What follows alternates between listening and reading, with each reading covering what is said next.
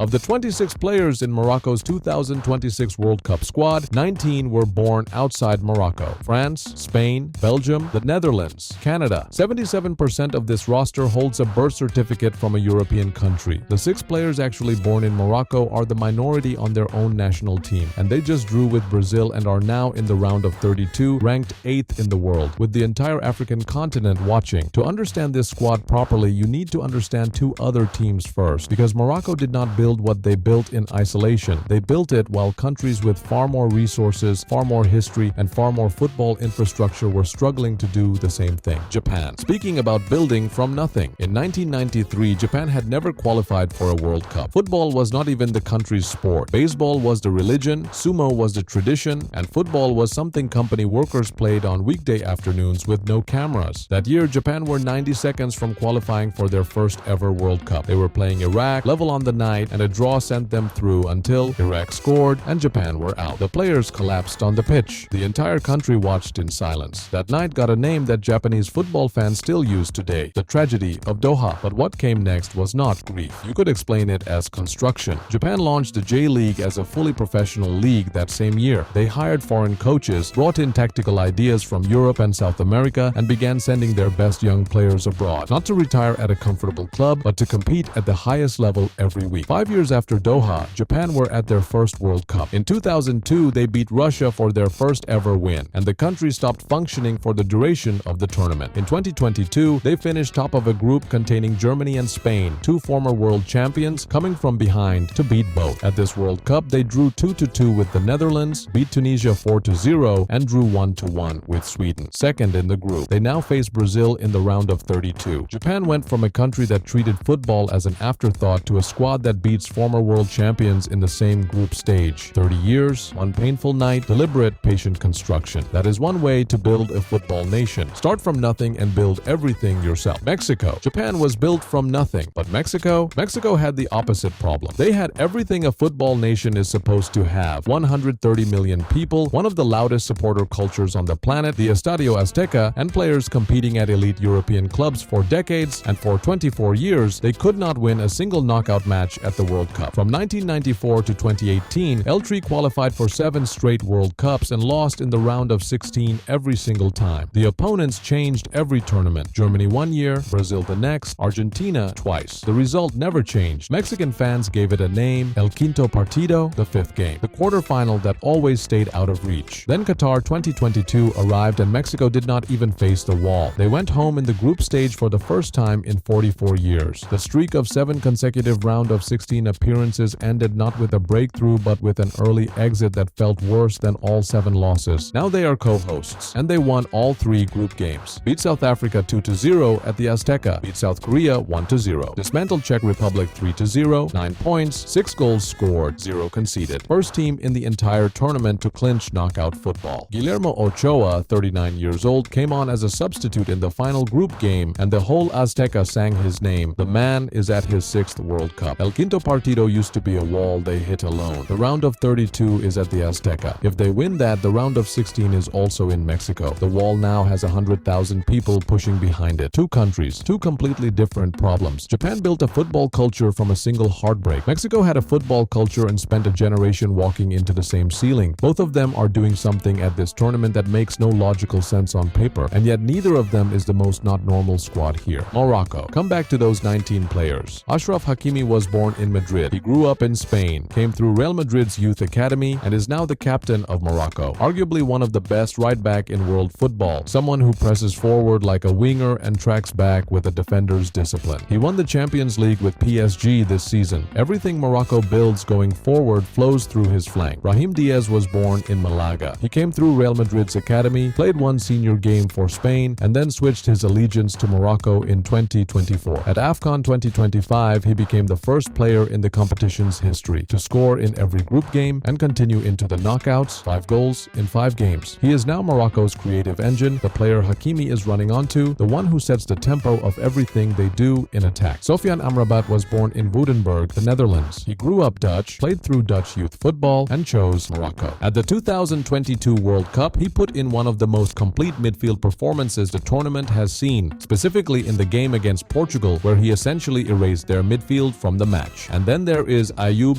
Bouadi, born in Senlis, France. Joined Lille's academy at 15, became the youngest player to appear for Lille in Ligue 1 since 1981. By March of this year, he was captain of France's under-21 team. Weeks later, he switched to Morocco. His first competitive senior match was against Brazil at a World Cup at 18 years old. He finished that game with 87 touches, more than any other Moroccan on the pitch. Pass accuracy of 91% overall, 100% in the final third. 9 duels won, 5 interceptions. Casemiro, one of the best defensive midfielders of his generation and a multiple Champions League winner, was substituted off at halftime. Bouadi was still running the midfield. ESPN's Ed Dove wrote that there was absolutely no sense in which Bouadi looked like a teenager playing his first competitive game for his national team against Brazil at a World Cup. He looked like he had been there for years. Morocco drew that game 1-1. Saibari scored in the 21st minute from a Brahim Diaz through ball. Vinicius equalized before halftime. Morocco held Brazil level for the rest of the match and did not look like the lesser team doing it. Then they beat Scotland 1-0,